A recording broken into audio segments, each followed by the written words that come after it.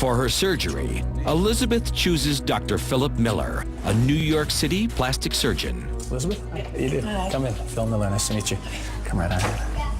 What kind of work do you do? I'm a lawyer. A lawyer? What kind of Corporate law. Corporate law, okay. Not in many medical malpractice.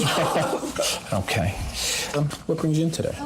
I think I'd like to have my nose altered, basically. It's too much the center of my face at this point. I want it to be part of my face, but not kind of governing or like, the boss of the face. Yeah, I often say that Shakespeare never wrote a sonnet about the nose. The nose isn't supposed to be pretty. The nose is supposed to work. And that's what we're going to focus on, is to get the nose less obvious. Right, exactly. Less prominent. Tell me, do you think that what you just went through with the breast cancer, do you think that influenced you at all? Definitely. It made the whole concept of surgery much more accessible in my mind and much less daunting. It just made me a lot less, I guess, afraid of surgery, and it made it seem like something that was more available to me. Look straight towards me. Good. In case you were wondering, I also do bar mitzvahs and weddings.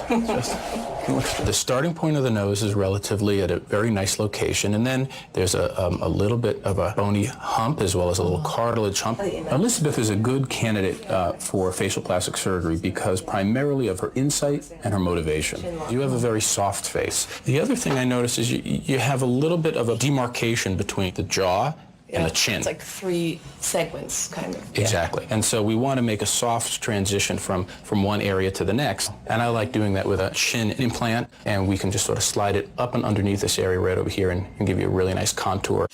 Computer imaging helps Dr. Miller confirm Elizabeth's choices. Let's do the surgery on the computer. I'm a corporate lawyer.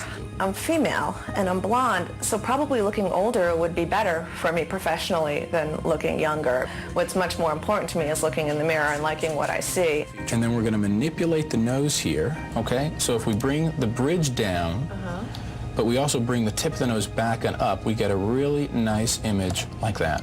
Yeah. One of the things that I like to achieve in my consultation is a unified vision. Have we achieved that today? I think so.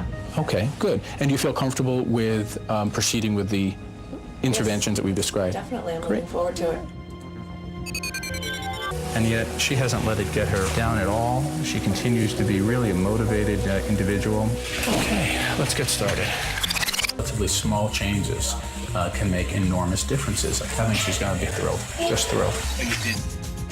One friend of mine said that she didn't notice any change in my nose. How you doing? Fine, You're thanks. doing great. You're doing great. Have a seat. It's been 3 months now. Let's have a good look at you. Okay, the eyes.